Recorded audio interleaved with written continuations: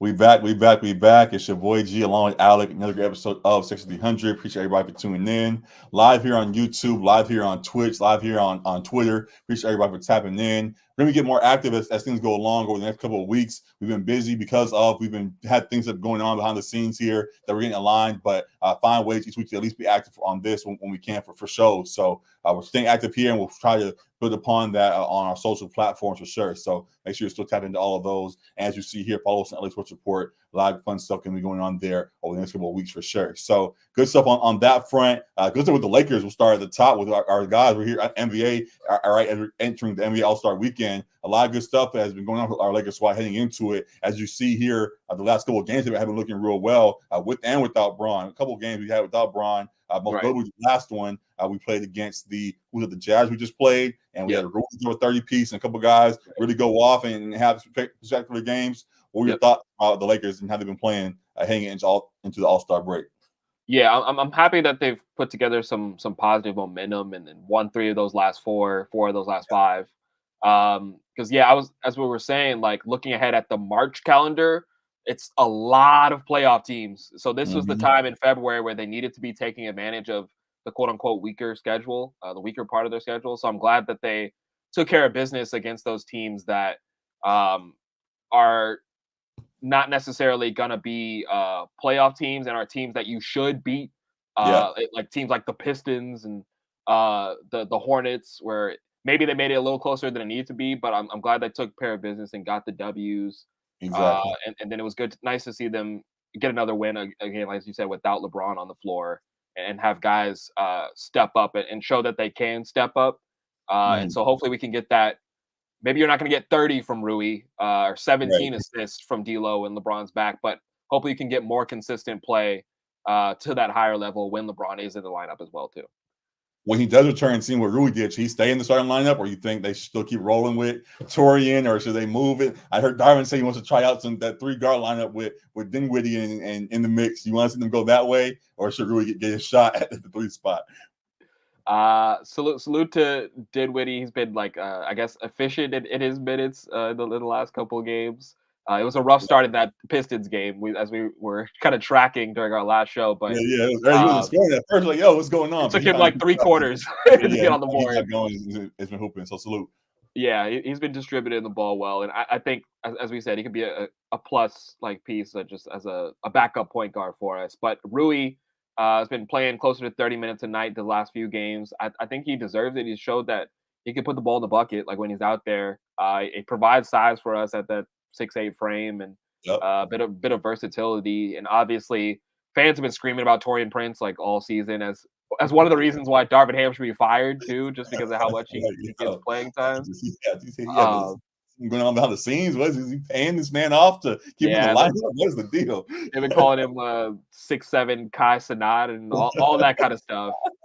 I mean, I would like to see Rui get some more time. He was getting a lot more time in the playoffs too last season when we were so successful. So I would love to see him playing more consistently, even when guys like Reddish and Vanderbilt are healthy. I'd love to see him get more of the lion's share of those wing minutes. Real quick to that point, because you pointed out the playoffs just now, and a couple of times we've heard players in the past kind of allude to, hey, we saw it working in the playoffs, but I don't know why we're not doing it right now. Does it annoy you that we're not using some more of our playoff lineups in the regular season, or are you okay with Darvin, I guess, saving our best for when we truly need it? It's a little bit frustrating because it feels like he's still tinkering, and at this point in the season, like you would like to have more of a consistent rotation. I know part of that is injury, so I'll give that caveat. A lot of guys in and out of the lineup, but we call it tinkering. Maybe he's pulling a Drake, and he's not hiding. He's hiding from the world right now. He's trying to hide what we got. Hiding his lineup from the world. Yeah, trying to hide lineup from the world right now. So when he really kind of go, we don't really get going. We don't need to do that from the 9-10 spot in the West. You cannot afford to hide a lineup from the world, man.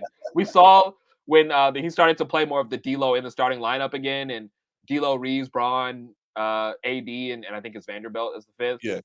They started to tick up as an offense and as a unit, and they talked about in the post games how they had found success with this lineup in the playoffs last year, and were kind of happy to have that lineup together again on the floor. So let's do away with the tinkering for the most part. Like allow guys to settle into their roles, and it helps for guys to know, okay, I'm gonna be playing 18 minutes a night and these spots in the game, and I know what I need to do my job like successfully to help the team. It's hard when it's a constant like inconsistent rotation. So yeah, I mean, I'd like to see Darvin kind of settle into his rotation of. I mean, it's the Yeah. regular season now, so I guess a rotation of about 10 guys, but just more consistent with it. Yeah. I agree with you there. I think we're overthinking the chess move and trying to hide stuff is not needed. We need to go out and do what we can to win these games and help us get in proper position as we get to the playoffs, which is a point we've discussed a couple of times now. And to that point, as you talked about, heading to the All-Star break, here we are sitting at the 9 spot, barely on the screen. Just scroll Barely in down. the picture, yeah. Barely on the screen, but we're in there right now, technically in playing range, which is thank God we have it. The Kings are above them, which is a rant for later on. I'll get to. But even still, going to our Lakers, sitting at 30-26, wins of our last 3, hanging to the break. What do you think is the realistic ceiling for the Lakers at this point as we go on with how the team's constructed?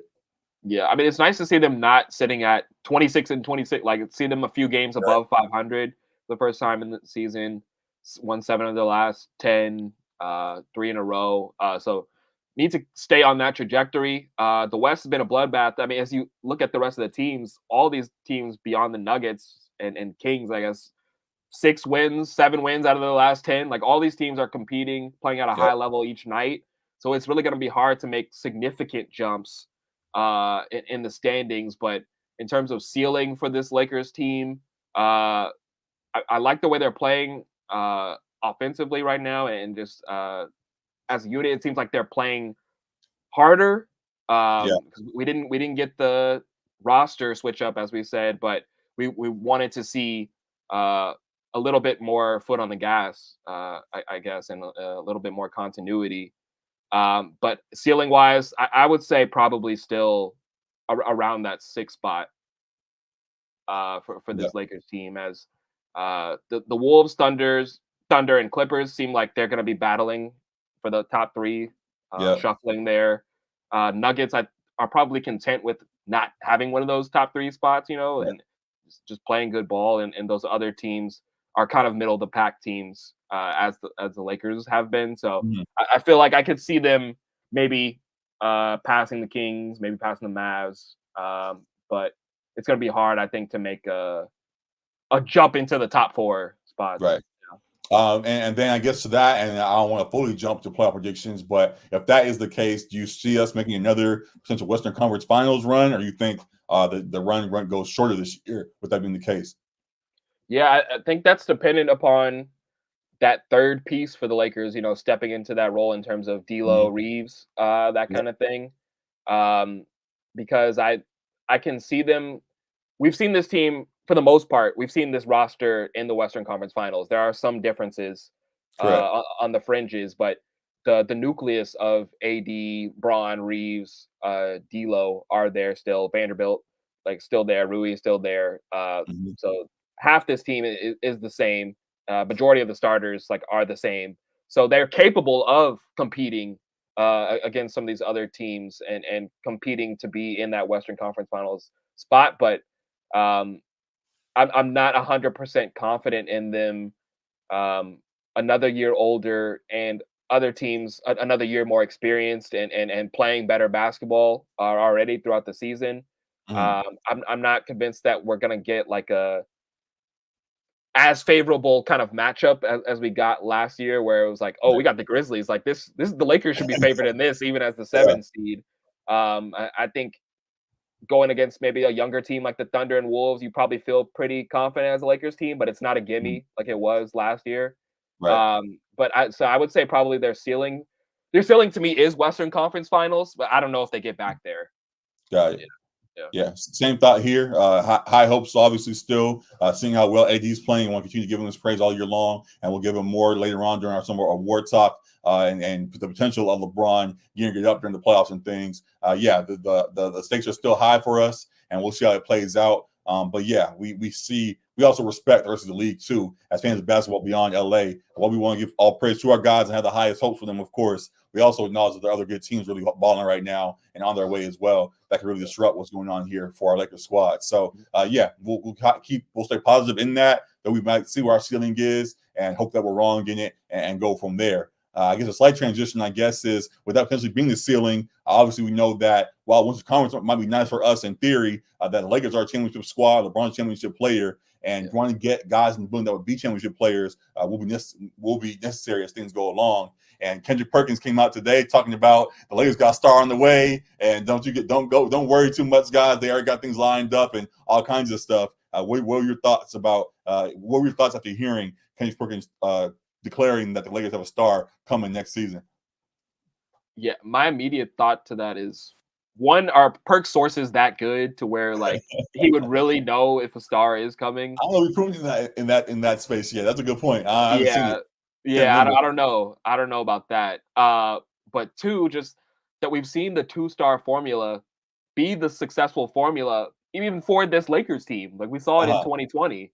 The two-star formula of AD and Braun with shooters around them, perimeter defenders around them, was the way that they were able to dominate teams defensively. Like they were a great defensive team, and they kind of won with their defense. And then um, LeBron and was able to be the heliocentric like point guard and make things work offensively, and AD being that 1A 1B for them. They didn't need that third star to come in there to win a title. They needed fit. Like it's ultimately about fit. Mm-hmm. Um, if that third star does fit, okay, but then you're sacrificing depth, and you know that from the jump. So Right. then you can't complain when you have a rotation that's shorter because a guy's getting paid 40 plus million a year, and you don't have necessarily the KCPs, the Carusos Mm-hmm. on that team that you need come playoff time. So you're like, if you go for the star, you're gonna have to sacrifice somewhere because Right. AD and Braun are also getting paid big bucks. Correct. I'm not saying that it's going to be the exact same thing as Russ, because Russ wasn't a good fit next to Braun. Correct. But even with a good fit, like you're going to have to sacrifice somewhere on the roster if you're bringing in a star max type guy. So I don't love the idea of it, to be honest. Yeah, as you said, fit is the main thing, and going straight for the fences. I think as you said, just isn't necessary for us to go and get a championship as we desire. Alpha Vivid said that he's seen rumors with Donovan Mitchell, and while that might be the case, we have to acknowledge the Cavs are playing really good right now and are a top team that could be on track for a championship themselves. And if that's the case, I don't know if he's the guy, but I have seen rumors, a lot of rumors. Many people thought even beyond him. That would be Trae Young. That was going to be the guy that's on the way. With Perk saying he's the perfect fit, compliment to Anthony Davis, all kinds of stuff. Everybody speculated about shooters that could be available this summer, and superstar shooters right now, top of the list would be Trae Young. I don't know exactly what his contract. I think he'd be under contract, but a move could be made in order for him to get here. And could you see him as the third superstar that gets us to where he needs to be? He's a great player. He's probably underrated just because of him being on a Hawks team that doesn't win a whole lot. But he is a 27-10, 27-11 guy that can create for himself and can create for others. He's improved defensively, at least effort-wise. The team stinks defensively, but he's improved a bit himself. But again, like you are sacrificing, and he's going to have to sacrifice as being the third star. Maybe that fit does work well with AD in the pick and roll, but LeBron is ball dominant guard. So like Trae Young's going to have to be playing a lot more off ball. Right. People joke that while he does have great assist numbers, it also is a result of him being very ball dominant himself. Like the offense has to run through him for him to get the numbers that he has. So for him having to take a step back potentially on this squad, at least for a year with LeBron in the building still, I don't know exactly how that would work. And for Perk to say it's the perfect fit, that's why people speculate it could be him, but also it could be somewhere else because he might not exactly be the right guy to pair not only with AD but with LeBron. So True point guards next to LeBron typically have to sacrifice. Even D'Lo has kind of complained about that this year, like quietly Right. earlier in the season, talking about like wanting to be more active in the pick and roll and like And, wanting to be like a true point guard. You can't really do that next to LeBron. Like the yep. point guard next to LeBron that we've seen work is Kyrie, but he's more of a two. Right. Like he plays like a small shooting guard. He As he's can doing with the Mavs right play now. make exactly. So the traditional and Trey is like one of the few like traditional point guards left where like he can get his 30, but he is kind of a pass first guy. Like he's looking to create assists Right. for Right. assist opportunities. So yeah, you're not gonna get an 11 assists per game Trey Young next to LeBron. And so Mhm. like then you're gonna get complaints from fans that like he's not producing like we expected him to produce kind of thing. Right. Like you're just gonna have to be like aware that playing next to LeBron, he can still be great, but it's gonna be like scaled back a bit probably for him Yeah. as a third player versus being the number one guy on Atlanta. So with that being the case, is there anyone else you could think of that could fit the criteria a little bit better, or is there As a no star, like another star guy, superstar? Yeah, superstar, as Perk said emphatically. superstar is tough with the money and fit next to them. Yeah, there's no way Who it's who Halliburton. As much as we love no Halliburton, way, yeah, no there's way. no way that the Pacers do that. No. But we hear you. We hear you for sure, though. He's great. He There's is. no way we get him though. Yeah. Who who kinda is like that Kyrie type of player where it's like more of a two, but can create for other people? Hey, Kyrie's still Kyrie. He just he But just he yes, just he just scored on one the other day and all that kind of stuff. He's of still course, showing me Kyrie is still Kyrie, he yes. has the creativity in his bag and all of that. They talked Yeah, about him potentially maneuvering to get here, and he wanted to be here last year during his whole free agency tour. He was sitting courtside at games and stuff. He obviously was trying to make a pitch and denied it at first, but sources came out like, yeah, he was really trying to make that happen. So if Kyrie ends up being that guy for a last hurrah with Bron, we talked about it before, and of course we still need to put some defenders around them, but I guess with LeBron being here, if it doesn't work out this year in grand fashion, then I guess I'll be open to it. But a couple, outside of that, thinking of names, yeah, I can't think of any names. I think I can think of names as Al Vivid did with Halliburton, all kinds of great names, obviously. But for yeah, ones that could be on the move to us, I don't quite see it. So a yeah, couple, Perk's gonna pull something yeah. out of the hat to make that happen. A couple years ago, I guess before we've seen kind of what he is now post injury, I Yeah, would have said Clay Thompson. Like when there was yeah, rumors of like them going after Clay, because I think yeah. that fit would have worked really well with him as a two and a shooter there and a Mhm. great defender. But now like he's kind of tapered off Yeah. as a star and He isn't did say he wanted to be that Ray Allen type. He's open to being that sharpshooter type that just kind of yeah. finds his role more so off the bench and things. So Mhm. if that's the case, then cool. That's an Yeah. interesting one. I don't know exactly how it would work here. The That's Lamelo, another $50 million guy yeah, too. that's a big paycheck. Of course, he'd be fun in LA. But in regards to how that would work, um, I think it could work, it could but work. But LeBron, we have to really sit with him. I think on the court it works. I think it's the other stuff. I think he could uh, have a lot of fun in LA. He's already having fun in Charlotte. Him in LA would be a whole nother well, situation. him with more like adults in the room, I think would be better too. So like that from that standpoint, I think it could be beneficial for Gordon Lamelo, Hayward couldn't honestly. calm him down. I mean, Who? I said Gordon Hayward couldn't get the job No, done. absolutely not. He couldn't get They through. they ain't trying to listen to that white man in the locker room. All right, Um, so be it. So yeah, if that's yeah, on the table, I know the Hornets are starting to put pieces together at least slowly. Brandon Miller at least is the right move to start, and they'll continue building from there.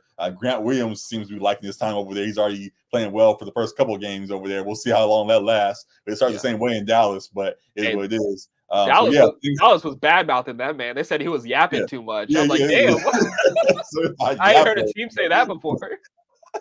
that man will not be quiet.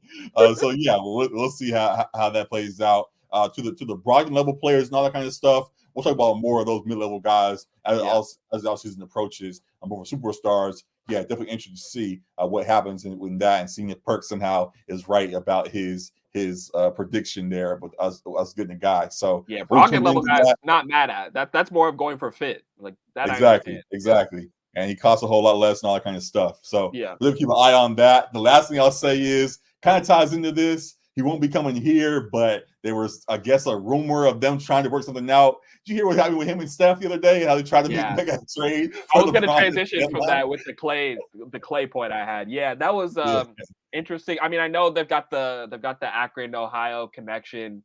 There was that one yeah, All yeah, Star right. game when they were really playing that up. The two of them being Ohio boys. So Yeah, they I keep know hinting they at it love. and all that kind of They, stuff.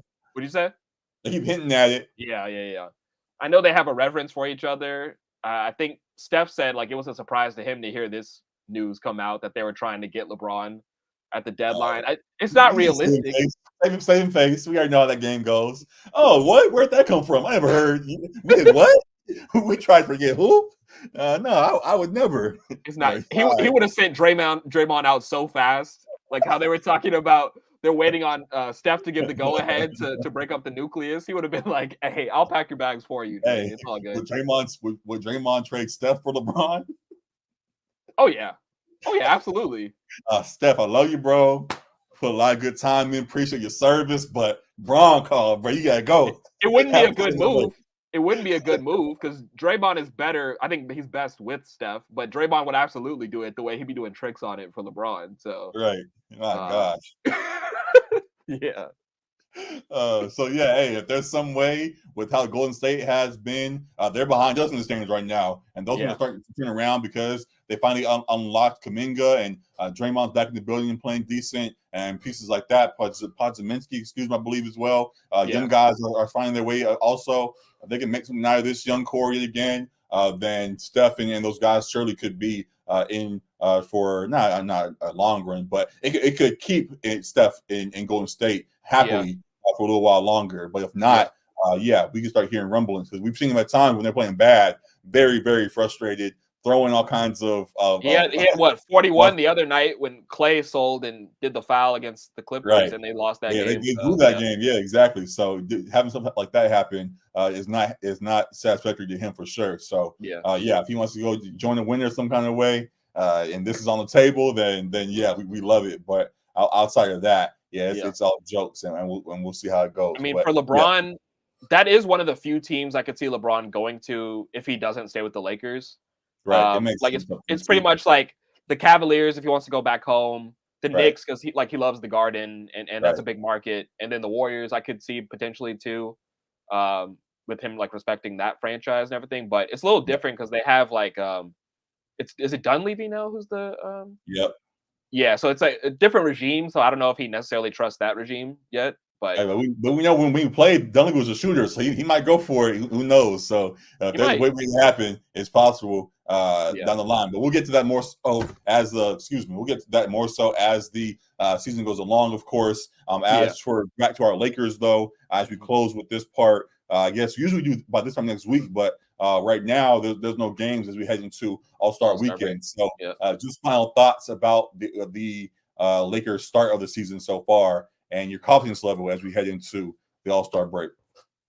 Yeah, I mean the as far as their start, I mean they've been pretty close to what they were last year before the Yep. trade deadline in terms of close to a 500 team. Picked it up a little bit of late. I'm confidence level like I am confident in AD and LeBron come playoff time.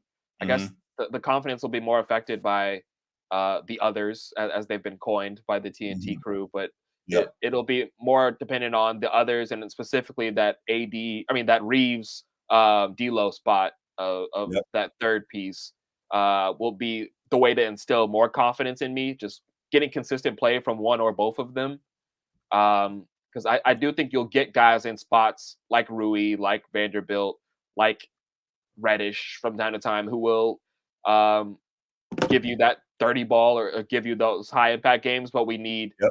a guy to be that consistent three still. So that'll affect my confidence the most. I guess with them kind of being a middle of the road team, my confidence is kind of at like a 6, 7.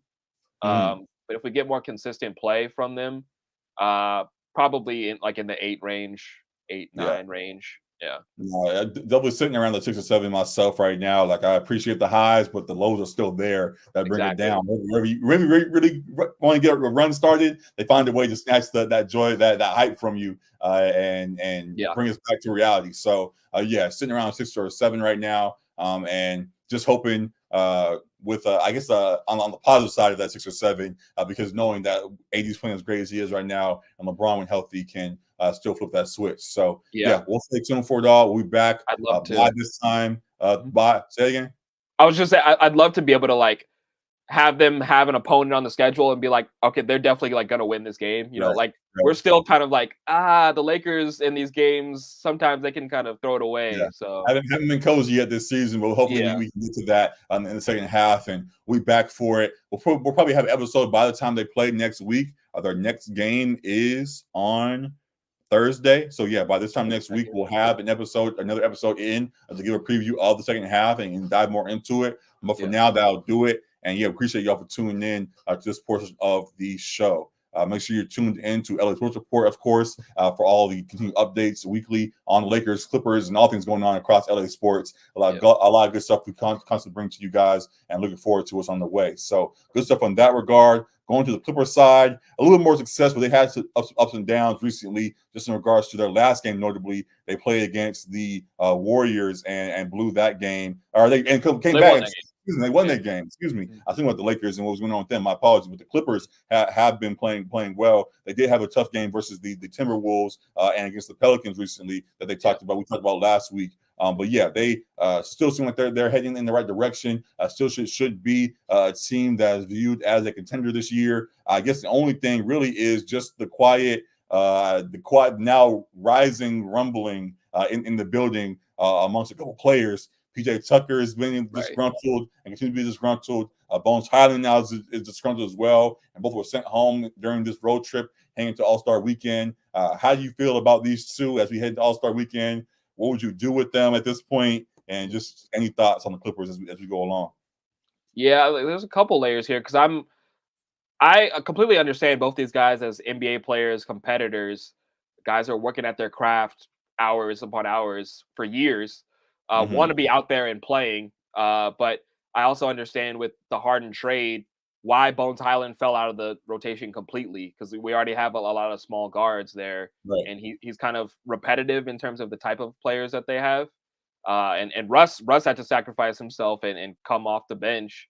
Yep. So if he's coming off the bench, then you're already behind Russ. So like you're gonna You got get even that, and then less. you got Norman Powell, and you got who else is over there? I'm blanking, Like but Terrence Mann Vince and Man, and yeah, it's like you got a good four guards over there. That's really all you need. You rotate those guys around when you already right, have PG and Kawhi next to them. and So Harden yeah, starting at PG. So yeah, being that fifth, sixth guard in rotation. I know they try to also bring young guys alongside him, like a Brandon Boston or Amir Coffey at times, and into yeah, the mix. Amir Coffey, I believe. yep, Brandon Boston might be gone, but yeah, they try to bring guys in the mix as well. Yeah, it makes it a tough spot for Bones, and they've established this rotation recently yep, without enough time to. I guess not enough time to realize that they should move on from him, or just couldn't find the right trade for him potentially at the deadline, or whatever the case may have been. But yep, now he's kind of stuck on the team and isn't able to get the PT they desire. So yeah. yeah, tough spot for him, and yeah, it's just tough when the team's playing good too, though. So it's like I can sit here and just deal with it and That's get what I was this gonna go ring next. maybe, but yeah, I want my bag too. So Yeah, tough spot for sure. I understand as you're yeah, saying. yeah. That's where I was gonna go next. Is like with PJ Tucker, I'm a little bit more surprised that he's completely out of the rotation because it feels like he can be impactful at least that defensively. We know he like Mhm. wasn't really scoring the ball anymore, but he Right. can be impactful defensively. But neither player really has leverage in this spot because the Clippers have been the best team in basketball for like Yeah. 35 games. Yep. And the formula has been working. Like you can't say like if I was out there, like we'd be winning more kind of thing. Because like Yeah. they've been the best team in the league. Their chemistry has been like at an all-time high. They've been Does winning tough games too. Yeah. does Bones have a ring too? Was he on the Denver squad that got a ring? Matt asked about that the other day. I don't know if Denver gave him one because he was traded mid-season to the He was Clippers. traded during that season. Oh, okay. Yeah.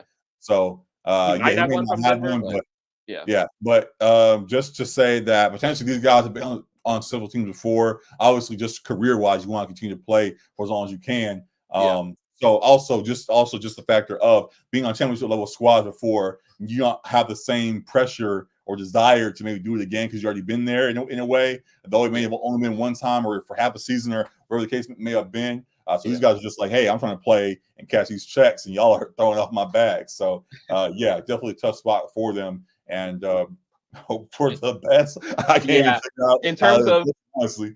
In terms of what you asked, like what should the Clippers do? I was talking to my boss about this today, just about PJ Tucker. Like, it feels like the Clippers are smart, so it feels like because they said they're not going to buy out PJ Tucker. It feels like they know they could potentially use him in the playoffs, of course, for some matchups, but like that's not going to suit his fancy right now because he wants to be on the floor playing.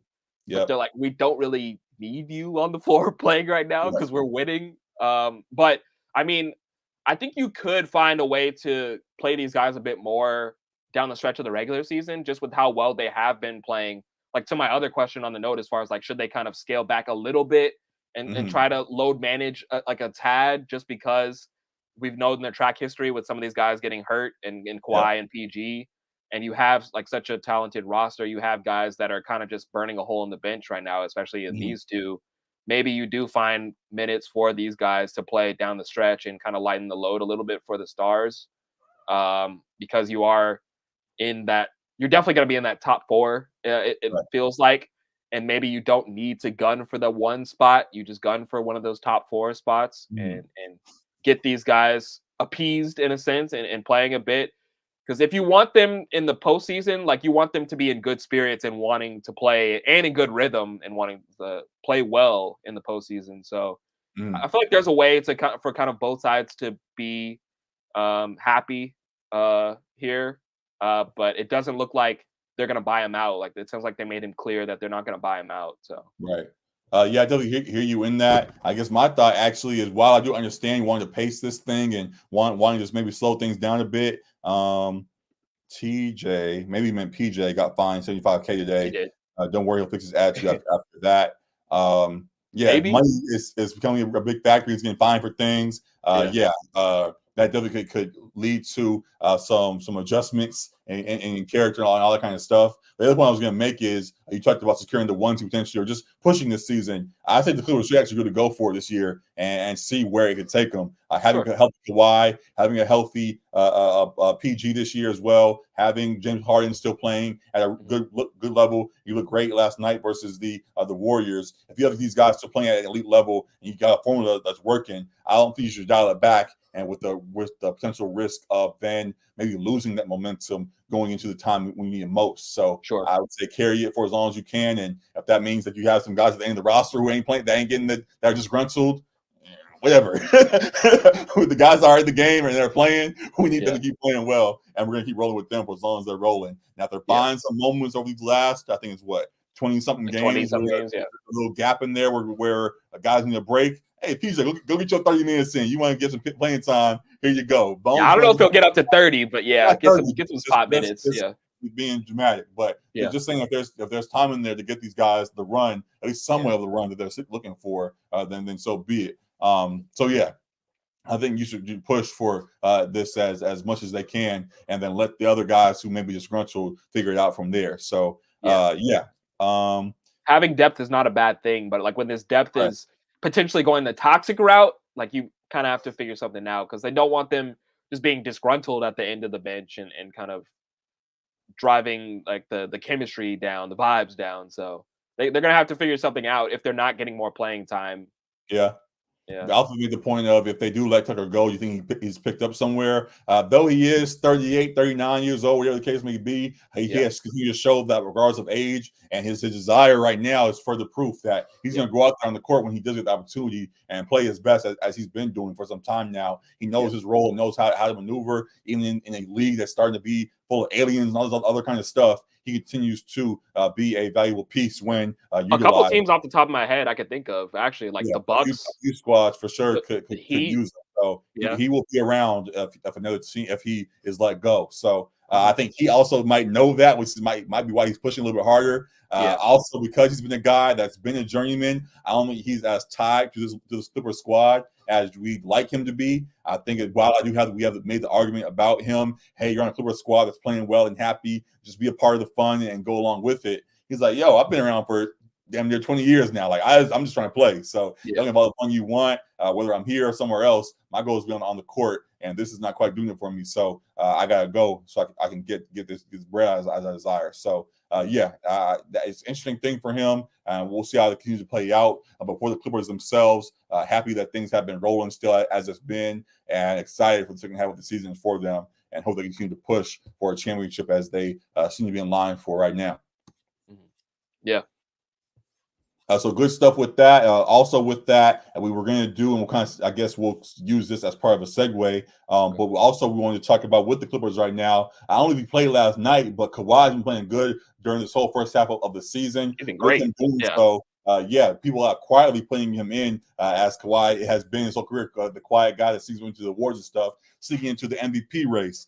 You think if the Clippers do push for a one seed, as we suggested, that Kawhi can end up being the MVP this year, or that it's going to go to somebody else with more media appeal regardless? Yeah, I do think it is going to be a little bit tough, as we had talked about, just with having the deep roster between him, PG, and Harden. But his numbers speak for themselves. Like, he's 24, 6-4, shooting 53% from the field for a good stretch of this season now. He's been like a 50-50, 90 guy. Right. So he's been extremely efficient. He's Robo Kawhi as we know him. Yep. Probably the best two-way player in the league. And just reminding everyone that he is, when healthy, arguably a top 5 player. He's been the best player on the Clippers, despite great play from a lot of guys. He's been the clear-cut number 1 for them. And I think because of that, he still can be in MVP contention, especially if they get the 1 seed. He'll definitely have to be considered, because he's been dominant when he's been out there, especially once they've found this formula and found this chemistry.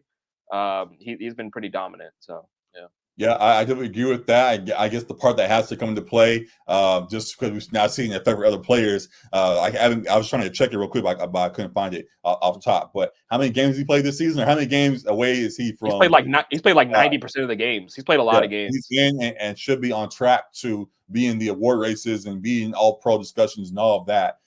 Knowing the bag that comes with it might be a little bit more of incentive. He's been a guy that quietly wants to make sure he gets his bag too.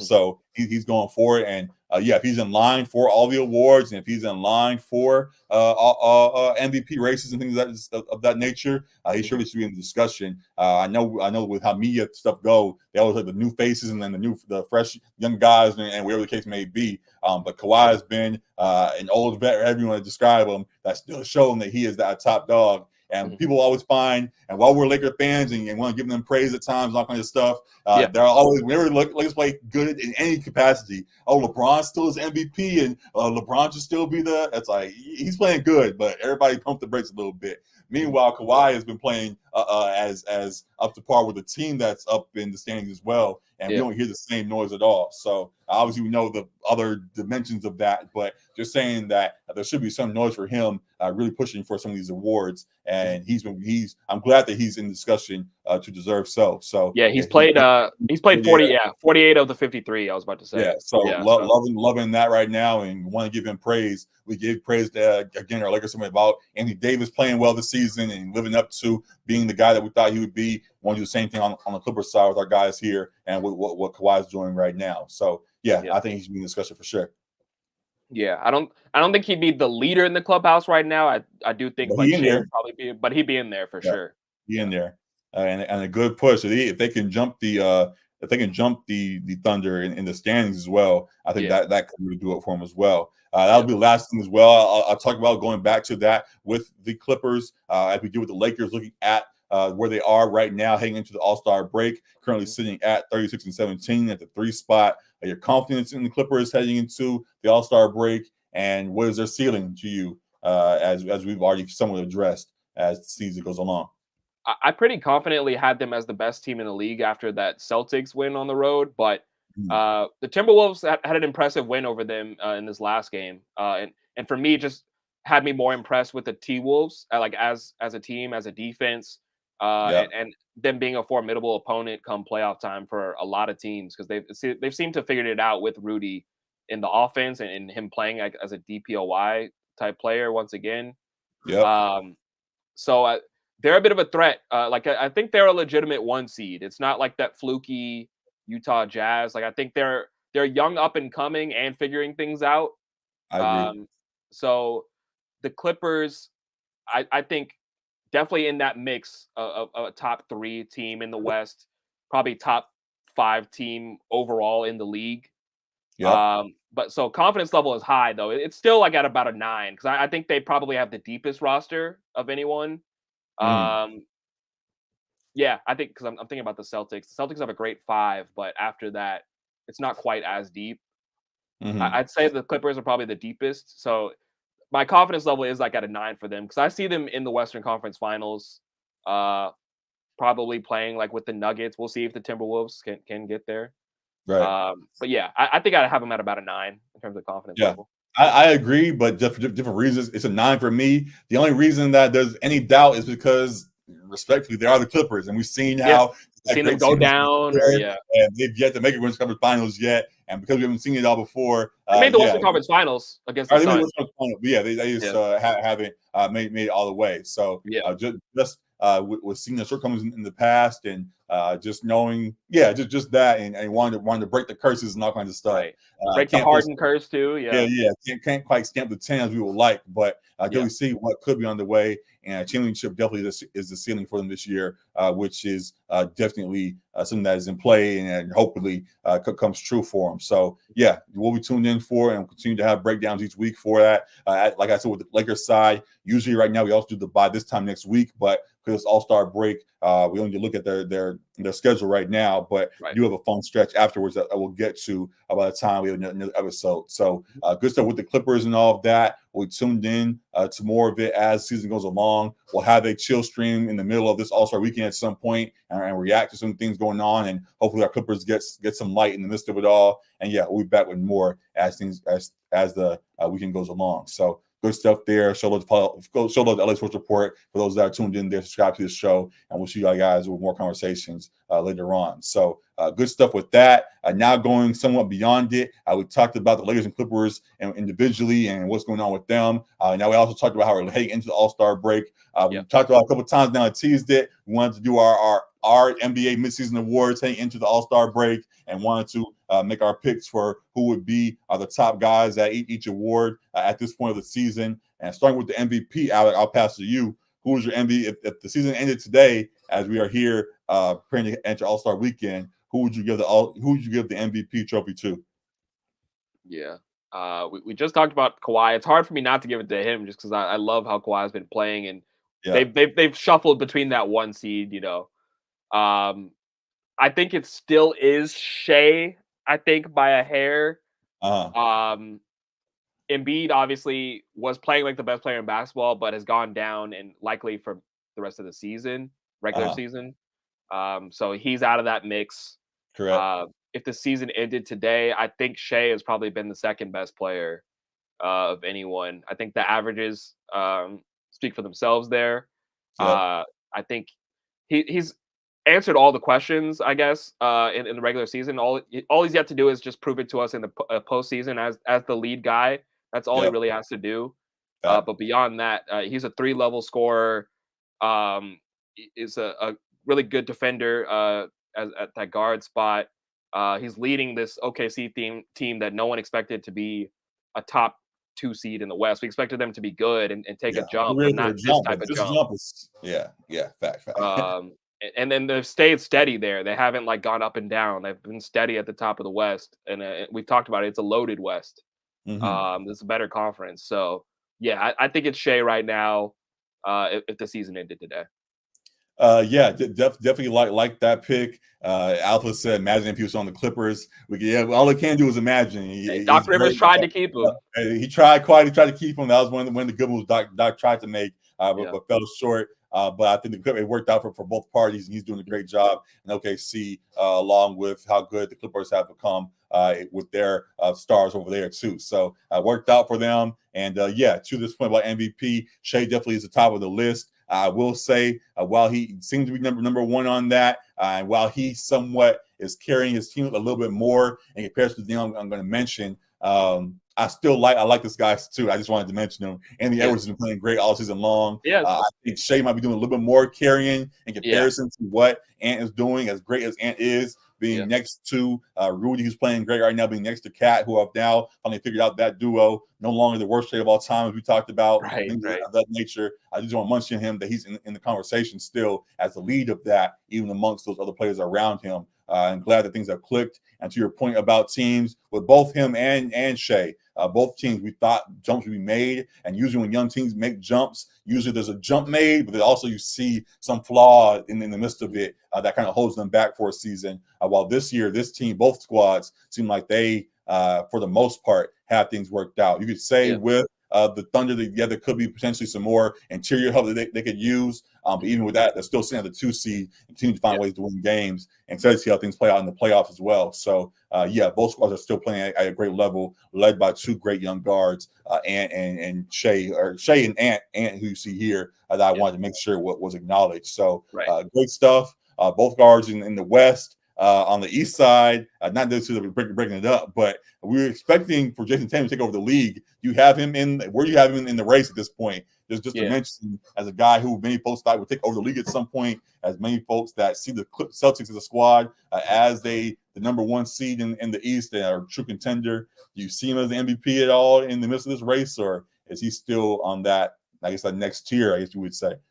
Yeah, I think he's still slightly on that next tier, and he's partially hurt, maybe more than Kawhi is hurt by the success of his team and the other guys on his team. Like they got potentially 3 All-Stars, maybe 4 All-Stars in this upcoming game. So um, he's hurt by that, I think, because his numbers wise, like he is Hold on. Maybe he didn't hear the intro. What's his Ganuel Belandris? We hear you. I just made the point though that he's in that second tier, and that he may not be that, and we're trying to figure out why. So that's all. I definitely hear you that he's not quite in the race as he should be. So go ahead.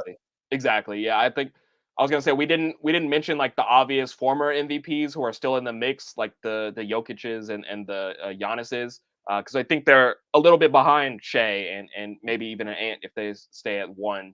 And I think Tatum is probably exactly that, like 5th or 6th. I would probably put Donovan Mitchell ahead of him too, just the way Cleveland's been playing. They've been on a great run. I think quietly because people don't see a whole lot of Cleveland Cavaliers games, myself included. Like I haven't seen them play a whole lot, but they've been on a really hot stretch. 9 of their last 10. I think, like you were saying, it was like 16 of their last 17 or something like that too. They've been playing really good ball. Yeah. Or here's a question: is it weird that they're not celebrated more for how they turned around post LeBron? Because like the last time when LeBron left, it was, the Cavs are the worst team of all time now with LeBron out of the building, and then he came back and he turned it around and it was celebrated. This time LeBron leaves, and now they have put together a team, and so this still is the Cavs. Like the Cavs are historically minus the LeBron years a bad squad. They're playing good now, and it's just like, it's just the Cavs and whatever. But I feel like there should be. They have a few down years. Yes, I'm acknowledging that. But just saying that this Cavs team turned things around from being the Cavs, again, as we had known them to be in multiple spurts. I feel like there should be more acknowledgement to that, and then acknowledging Donovan in that bounce back. I would say that my point would be that last year, I think they were praised a bit, but fell like tremendously short in the playoffs because they were definitely like Evan Mobley is viewed as potentially generational talent defensively, is what he was bringing. And like there were very high hopes for like some of these young guys like on this Cleveland Cavaliers team, and then they got bodied by the Knicks in the playoffs. So I think that probably kind of hurt the perception of them a little bit because they kind of underperformed our expectations when it came to the playoffs. Correct. But with the way they've been playing this season, they do deserve more praise. I just think they probably don't get as much national spotlight as other teams, and so maybe down the stretch with them playing really good ball and being a higher seed in the playoffs, they'll get more love. But they're gonna have to win come playoff time. Yeah, definitely want to see them make that jump. As you're pointing out, and Alpha said the light was too bright for them last year. That's probably why they're being slept on. Definitely understand that, and we'll see if they, to your point, make the jump this year. And I think they understand they feel the weight of what happened last year and really want to make that jump this year. And they've been playing great ball. Pointed out earlier on, they've won. What was it, like 16 of 18? You said, and Something even like that. beyond that, they've been playing real well. And it seems like they still have their foot on the gas. Hope they can maintain that all through the playoffs as well. So yeah, in that, going back to MVP race, Donovan being the lead of that group definitely should be acknowledged in some way. And yeah, we see him for sure in this conversation for MVP. So good stuff with that. I think we both kind of stamped Shea, so I guess we'll give it to him. But Yeah. just all the guys in the mix here, you want to sneak anybody else into the conversation, or is that it? I think that would be. I mean, you could sneak Jalen Brunson. Like he's been really great for the Knicks, too. Mhm. But they're sitting at the 4th spot in the Hey, East. hold on. He said we touched on them Kings yet. We'll get. Hold on. We'll have the Kings at some point, but for right now, we gotta acknowledge our LA squads and things and go on with these awards. But definitely Yeah. appreciate that. We'll get to them at some point, though. Uh, yeah. There's not a whole lot to touch on. It's they got a Yeah, little snubbed, I guess, for the All-Star game, but beyond yeah, that, yeah. um, yeah. All right, we can go to the next award though. So yeah, that was MVP. And I'm gonna touch on the Kings. Whatever, man. Don't get me Exactly. started. But Exactly, anyways, Alpha. yeah. Salute to all the guys in MVP race. So it could be a fun one for how it's gone right now. Great thing. Real quick on the topic last before I go on. There have been some folks, in regards to us not really mentioning Embiid here, they're talking about the 65 game marker. Players have been coming out saying they're not the biggest fans of it. Are you still in support of the 65 game marker being established for award races, or you think that with how we now see it only a year into effect, that actually was a mistake? No, I love it. I love it. Like Yeah. I think it's perfect. Like we want to see these guys on the floor. Obviously, it sucks when a guy like goes down. Like that's no fault of his own. Mm-hmm. But it makes sense that you should have to have crossed some form of threshold to be eligible for some of these awards. Right. Like you shouldn't be able to like load manage and have great stats and play like 50 games and Right. still get MVP kind of Yeah. thing. So I think 65 is cool. Because that's what it's like just under 80% of the season played 65. So yeah, I think that's cool.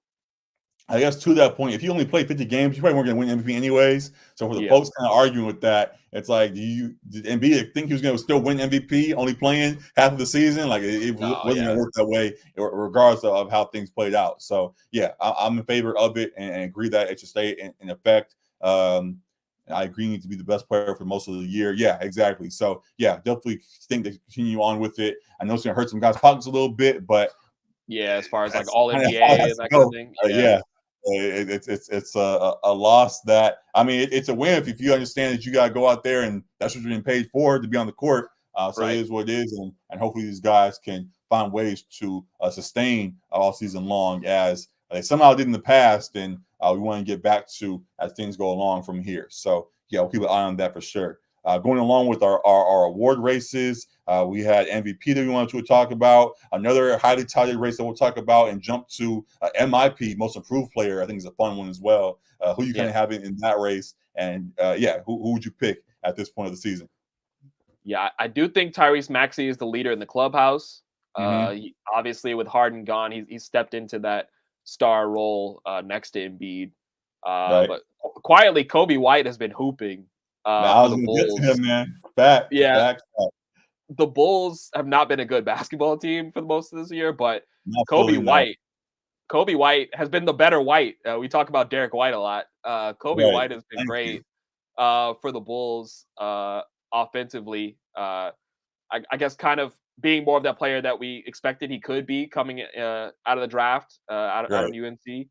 But yeah, I mean, he's been great scoring the ball at a high clip. Um, as I said, they haven't been winning a whole lot, but individually, he's been playing well.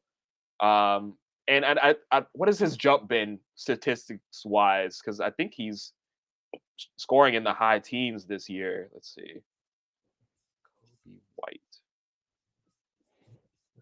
Yeah, This guy, he's at 20. He's at yeah. 25 and 5 on He said 46% Kobe shooting. on a bad team has had more bad games than Tyrese. Uh-huh. No shade to Kobe though. like 5+ points he's talking about. And things of that nature. There definitely are still room for improve even in his jump, but the jump he still has had even with some of the bagging he's played, I think should still be acknowledged. Going from the I think it was around 10 points or whatever that was that he was scoring at first, or whatever how you just say that he did the jump he made statistically. Let's see what he was last year. He did make a big jump this year for sure. He's at 20 a game this year. Yeah, going up to the 20 point per game score that he has become this year, taking off some of the load from LaVine and DeRozan and things of that nature. I think that still should be acknowledged in some way. So he maybe not he's the winner of the award, and maybe I hear what you're saying in that regard. But yeah, he should be in the discussion alongside Tyrese, who obviously has made an All-Star jump. He's an All-Star weekend, is correct? Who? Tyrese? Tyrese, yeah. Yeah, he is. Yeah, so while Tyrese going to be the front runner, Kobe should still be mentioned as well. Yeah, Kobe was averaging 9.7 points, right, 2.9 rebounds, 2.8. So he's like doubled his numbers, and he's been efficient. Exactly. So it's been a pretty significant jump. My pick going into the season was Scotty Barnes, who has also made a jump and has been playing really good ball, and should be in the top 3-4 discussion. But I would say the leader in the clubhouse is Maxey, and I like Kobe as a dark horse. I think like the jump he's made has been significant. Kobe's maybe rising in that. Kobe's somewhat of a dark horse, and sure we mentioned a very dark horse. I'll say is someone who I've been talking about a couple of times this season. He was injured for a little while, so we weren't able to acknowledge him. But Jalen Johnson, I really enjoy the jump he's made. He might not be an award winner, but just someone who I've watched from afar and appreciated his elevation this season. A couple of those guys on that Hawks squad, they haven't quite put together as a team. But some games you'll get a good effort from Jalen Johnson. Sometimes you'll get a good game from Sadiq Bey, who will put on a performance. Sometimes DeAndre Hunter will step up a little bit and play a good game as well. There are some guys, there's some wings on that squad that play good, at least individually for right now, and hopefully put it all together as a unit to keep that Hawk squad moving in the right direction. But yeah, I wanted to mention that. Also, Sengun definitely is worthy of consideration as a real contender in this discussion.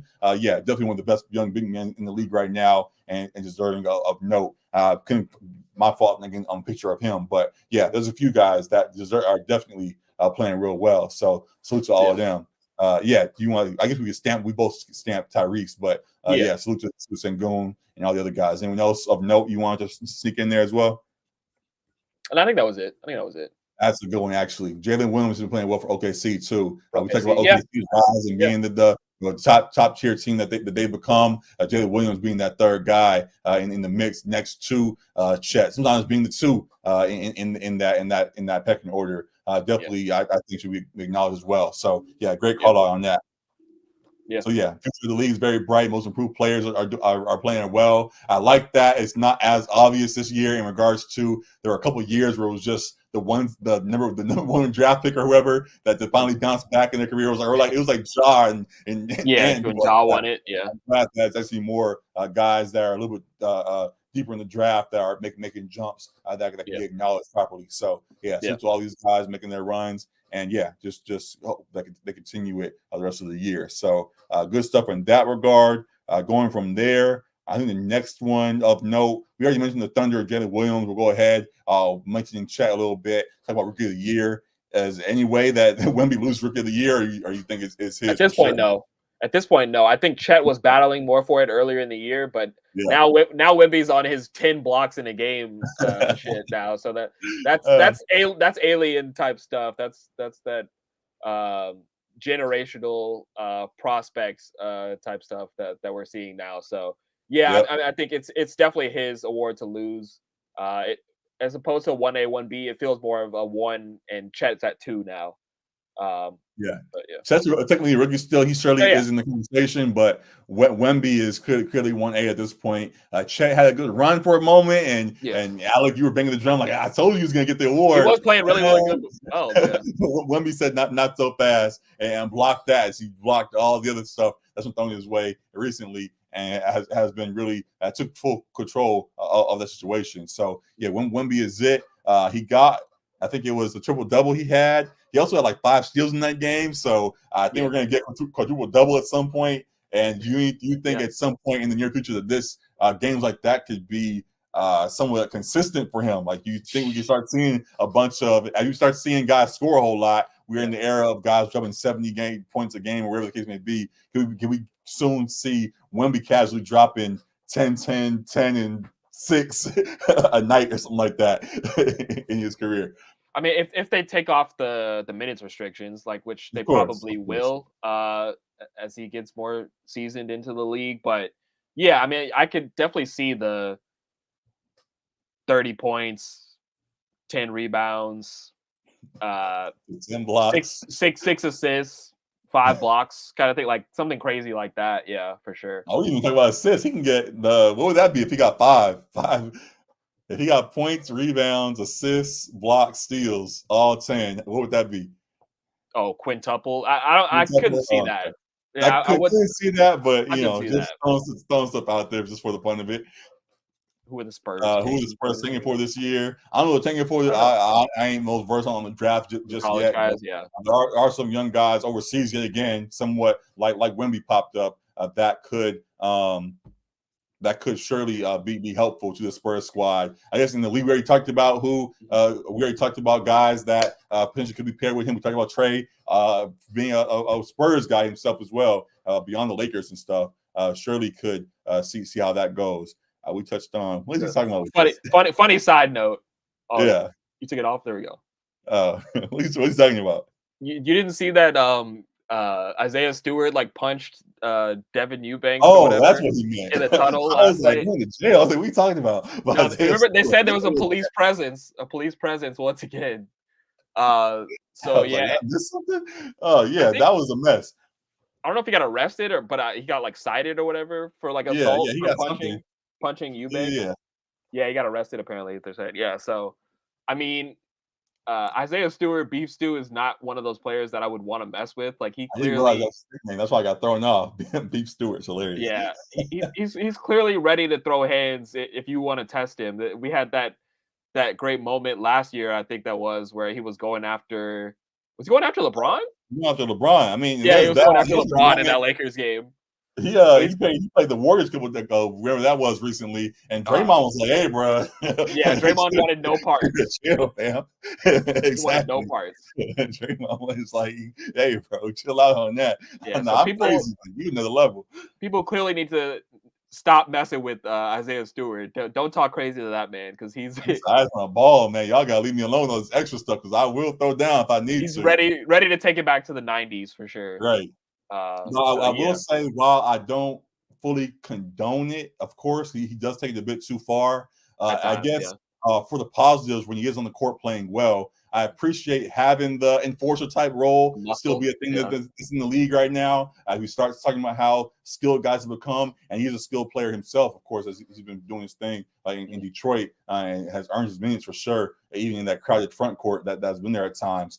Just seeing that guys have that enforcer role has started to evolve a bit, and he's been that. Obviously, he has to reel it back a little bit, but I appreciate him having a little bit of toughness on the court when need be, and keeping K protected as the season goes along. So he's in the if he can tone it down a bit properly as the rest of the season goes forward. He's in the right place or the wrong place, depending on how you look at it, because he's in Detroit. That's where the malice of the palace happens. So exactly. Yeah. I read by Detroit fans you can start punching stars at this point to win some games. I wouldn't go that far. I wouldn't go that far, but hey, the fans are hungry, man. The fans want some Wingstop. So you got to do what you got to do. You got to do what you got to do. Hey, so be it. Feed the city, man.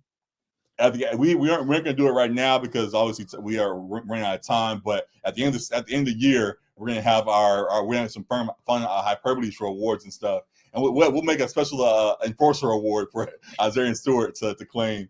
It might be an upset over Draymond this year, how they both have been having their way. But definitely in the midst of our award stuff right now, funny to mention him, and we'll go from there. So good, hilarious stuff with that. Going back to our awards, we did the MVP, we did MIP, other notable stuff. We kind of can skim past Rookie of the Year. We did that as well, as you just said. We can go to Defensive Player of the Year right now. Would it be Rudy for Defensive Player of the Year right now, or somebody else have a good claim? Excuse me. Rudy's the leader in the odds, and we talked about that defense has maybe been the best defense in the league. I forget, Mhm. like looking at the metrics, they might be actually the best defense in the league currently. Yep. They're sitting at that 1 seed. It makes sense. But me Yep. personally, and this is some Lakers fan bias, I think Yep. AD has been the best defensive player in the league this year. Right. Without him, the Lakers would be dog shit, man. Like he's been great on both sides of the ball, but especially defensively, he covers up all the mistakes. He challenges shots. He deters guys from even going for the shot at the rim. Right. He's blocking shots at a high clip. He's versatile, playing defense on guys 1 through 5. He's out there on the perimeter at times too. I think he's been, had they been top 4 in the West, he's in the MVP discussion, honestly. But I think he needs to be higher in the defensive player of the year discussion. He's Yep. sitting at like 7th in the odds right now. I think he should be a top 3 guy at least. I understand having Gobert there at 1. Mhm. I understand having Jared Allen there too. He's been great for the Cavs, but Yep. AD for me, he's been my defensive player of the year. Obviously, I've watched him more than others, but he's been great. Yeah, I'm not mad at that. I do respect Rudy, and while folks we made our jokes about Rudy and things, as you point out as well, he had been playing great defensively, statistically, and he definitely has been at the center of that. So I want to make sure he's acknowledged. So Rudy might still be it for my vote, but I do fully acknowledge that AD should be further in the conversation because he's been playing great all year. And I think this is where he could potentially get an award that Yeah. will be deserving of him. He So always gets snubbed for yeah. defensive player of the year. Like there's some other great options this year, so I would get it, but it feels like he's been snubbed a couple times for defensive player of the year. Yeah, he has been so a couple of times. This one might hurt the most with how well he's been playing all year long.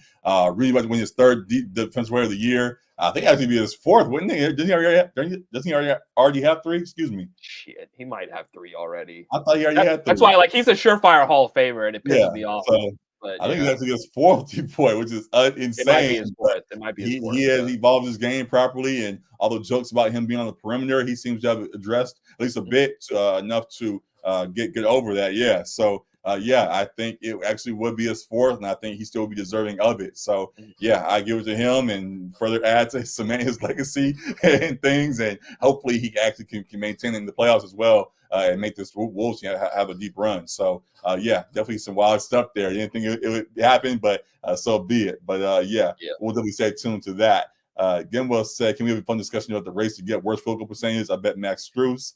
I'm not fully aware of that one. I haven't been locked in on that race. Hey, Din Shitty was the leader in the clubhouse for that one. He was shooting the worst field goal percentage in the league with Really? with the Nets. So I don't know if it's still that. He was at like 37 or 38%, but I guess Max Strus hasn't been shooting well. Like I said, I haven't been watching the Cavs very closely, so I can't comment on him. But I know that Dinwiddie was leader in the clubhouse for this season so far. Got you. So we might return to this at some point. He also says Hassan needs to be first ballot Hall of Fame. First ballot Snapchat Hall of Fame. So, yeah, I don't know about the real Hall of Fame, but Snapchat. Whole world, bundle up. Yeah, he was hilarious on that. For sure. Definitely a funny player and all of that. So salute to him for a great career as he wrapped up in the last couple of days. He announced his retirement. And we'll love to see him get into more of the media space. And that's a surprising thing in the midst of all the podcast and all that kind of stuff. We haven't seen a lot of him when he was early on Snapchat and all kinds of stuff. So yeah, love to see him re-enter that space some kind of way because he definitely was a character. We can go down the list of all the Snapchats and funny tweets and whatever. When we have more time to go back and pull it up, we'll definitely come back to it. So yeah, maybe he's retired and just happy being away from it all in Hawaii and whatever the case is now. So salute to him. But if he just ever decides to come back, we'll be tuned in. So good stuff with that. Also, we just talked about Defensive Player of the Year and Rudy Gobert. Rudy Gobert about to be first ballot Hall of Famer over a guy like Harden. We'll come back to our Hall of. That might be something we come back to during our chill stream later on in the weekend about Hall of Fame races and who really ranks where. Because that athletic report from before the season started needs to be addressed yet again. That really and yeah, we'll see if Gobert actually will be a guy that gets in before a guy as like Harden, who has a great resume himself. So Jaren Jackson Jr. will not sniff the Hall of Fame, man. No. Not at this point. Yeah, we'll adjust that again later on when we have time to pull it all back up. But for right now, going down our list, the last thing I guess of note real quick, We already kind of breezed through the good stuff that we wanted to address. Coach of the year, tying things into our LA stuff. Is it possible that Ty Lue was Coach of the Year this year, or you see someone else getting that award? It is very, very possible, especially if they lock up that 1 seed. Mm-hmm. I think there were high expectations, not necessarily that they'd be the best team in the league, though. Especially people were happy to like rain on their praise their downfall when they immediately traded for Harden and they were like 0-5 or 0-6, and then once they flipped the switch, people are a little quiet on Right. them a bit. Real But quick, hey, Gainwell, tap back in on Saturday. We're gonna come back to this for sure. But we see you about Kyrie. Hall of Fame talk. Hall of Fame talk. Yeah, we'll come Okay. back to it. But yeah, I think Ty Lue definitely in the conversation. Daigneault for the Thunder has to be probably higher than him, just with like their overplaying their expectations.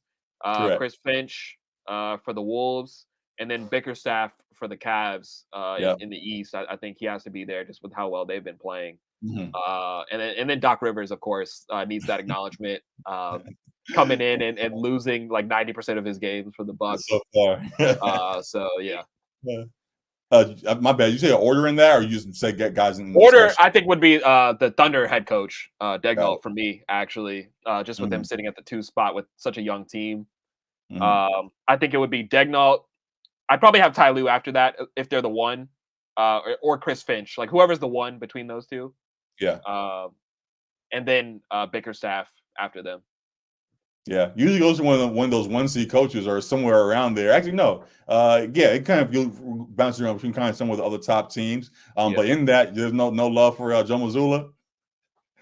Nah, I mean, like he'll probably be like in the running, but I don't think he wins just because other teams are outperforming their expectations and playing really good ball. Like they're expected to be.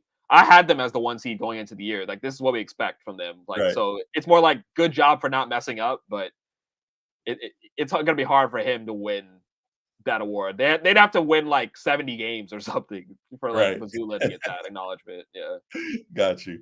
All right. So yeah, I agree with the list that you had, the order. With the rate, I guess, that the Cavs are winning right now. Maybe if they can sustain that, even if that does result in them still being a 2 or 3 seed behind the Celtics, I still might give Bickerstaff a bump in that, and maybe even above a Ty Lue, as great as this Clippers team has turned things around. Obviously, we see in these votes that the media folks that pick these awards kind of go with the loudest narratives and stories that go on. And seeing how the Clippers have found their rhythm when adding James Harden, it could be a storyline that they like enough to latch onto to bump him up in that race. Tibbs actually is a great one as well that deserves some note with seeing how this Knicks squad is playing. So he definitely is in consideration. I'd say he probably won't get it because he won like a year or 2 ago. I think he already kind of stole one. I think that was the Monty Williams year where everybody's kind of mad that Monty didn't get it. Yeah, they're both deserving, but yeah. Yes, but Tibbs is in the conversation, and maybe even high in that as I think more out loud. They're in the 4 seed too. Yeah, there's a good group. If Tibbs can get this Knicks squad as good as they're already playing and deserves acknowledgement, they can get him somehow in a 3 seed somehow in the midst of that good East. As good as the Cavs are already playing, as good as the Sixers are and Celtics are, still Bucks as well. If they can jump up into a 3 seed some way, I think that's his. But outside of that, they're a good squad, respectable squad, and all of that. But I don't think it's enough for him to get that award in comparison to the other guys that are in contention. So good calling him out. But I still think the Timberwolves coach, Thunder's coach, Ty Lue, Bickerstaff, and guys like that, as you mentioned, for sure are up there. And it's gonna be a fun one to see how it plays out the rest of the way. So we'll be tuned in for sure. Doc Rivers is going to be winning only 15 games, I reckon. Sounds about right, but we'll talk about that more another day. They had 30 wins before him, so I mean, I guess he'll probably get like 20 wins or so, because they could probably get somewhere around there. We'll be tuned in and see how that goes. But those are all the big awards we wanted to get to right now. We'll come back at the end of the season, have our own hyperbole, our fake awards and stuff that we do sometimes. We'll have a good time with that. But for right now, the awards at this point in the season we want to get to right now, that will be it. Just a lot of fun stuff that'll be on the way. I'm excited for All-Star Weekend and beyond. So good stuff in the NBA. We'll tune Tune into everything. As I said, we'll be back on Saturday for a chill stream reacting to some of the All-Star Weekend things going on and to talk about more of the Hall of Fame talk and whatever you guys want to address. And be sure to tune into that. As we get out of here, a couple of quick topics we want to get to real quick is a salute to, for one, where you go, we get her, Caitlin Clark. What was the record she broke? The all-time leading scorer in women's college basketball. Salute to her for that accomplishment. And I think she scored like 49 tonight too. Like, oh, she did. I saw the first bucket. I didn't know she was going crazy. So yeah, she went crazy tonight. She's absolutely going crazy tonight and doing her thing. Do you think the record's gonna be broken anytime soon? Like, I don't necessarily want to jump that fast, but just any thoughts on what she has accomplished and continues to do right now? Yeah, she had 49, 13, and 5 as well. Yeah, so she just been putting up stupid numbers in women's college ball. But yeah, I mean, I think it's going to be really hard to break it, considering that she just broke it and still has several games to play this season and in the tourney. But yeah, I think the one that is on the trajectory to potentially do it is Juju. I mean, we've seen Juju drop 51 this year already for USC, and as a freshman, she's probably going to be freshman player of the year. I believe she's only second in scoring to Caitlin. So I think she's one that potentially could do it, especially if she plays all 4 years. She's already playing this well as a freshman, so if it only goes up from here, she'll be on those Caitlin type averages of 32 games, whatever. I've been trying to keep up with everything, but I don't remember all exactly. But is Danny the one that had all the steals? Right? Is she the one that averages like 8 steals a game? If you are tapped in, is she the one? I know there's one that like West Virginia, maybe I'm blanking. I don't want to mess it up, but there's another freshman that's playing real well right now. She's averaging like 12. She's averaging like 8 steals a game somehow or something like that. It's something high that's unrarely. So yeah, there's a couple of people playing real well. But I do think Juju still is the lead of the freshman class, and to our point back to Caitlin, could be the one that someday if she plays long enough. Oh, Denny. I was about to say. I think he's talking about Deni Avdija. Okay. I did see that, but we're talking about women's basketball right now. We'll get back to that for sure. But there's a girl in college basketball that. Were you talking about the Utah player? Is that what you're talking about? I don't know if she's from Utah. Oh my God. See, whatever. This is live. I'm gonna pull it up. Oh my God, what is her name? But go ahead and talk about Caitlin and Juju right now as I do that. Yeah. I think like Juju would be the one on that trajectory to potentially pass her up. She doesn't do the pulling from 40 feet and hitting threes like Caitlin did. No, but she gets to her spots though. Exactly. She knows how to get to her spot. She plays like a seasoned vet already. So I don't think Utah has a WNBA team. We're talking about college, women's college ball right now. I don't think Utah has a WNBA team. Go ahead. I don't think I could see anybody else passing that. Like Paige Buchers has been like hurt. Like she's one of those probably finalists for like player of the year too. But yeah, in terms of that record, like that record's gonna be hard to top for Caitlin. We've seen people joking about she's gonna be a Detroit Piston next year. Because the Pistons could truly use some talent on that roster. All right, so my bad. Real quick, because I whiffed on that completely. Hannah Hidalgo for Notre Dame was averaging 5 steals a game. She had a couple games given 7+. She had one game where she had 12. She had a triple double a couple times this season, and just been hooping. So she's on my mind, and I whiffed on that. I don't know where I got West Virginia from, whatever. But Hannah Hidalgo is another person that I kind of caught wind of and I wanted to mention properly. So my bad on whiffing that earlier on. But yeah, salute to her. But yeah, I think Juju still has a slight notch ahead of her right now with how great she's playing for our SC squad. That's who the Spurs are taking for Caitlin. Yeah, it's possible. It's possible. Very possible. They need a guard, so I mean it can work. Conversation for another day. But yeah, so salute to Caitlin. That's incredible record. She passed up Kelsey Plum, another great player playing for the Aces in the WNBA. But Yeah, salute. She's only going to extend it further because she's got plenty more games to play this season. Exactly. Exactly. So salute to all of them. We'll definitely be tuned in, excited for the Pac-12 tourney as that gets closer and things just all across college sports is going to be a fun time.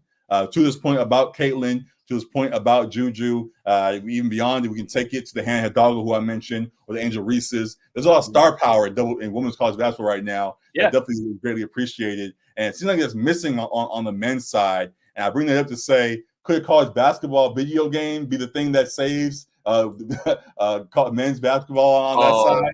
Yeah.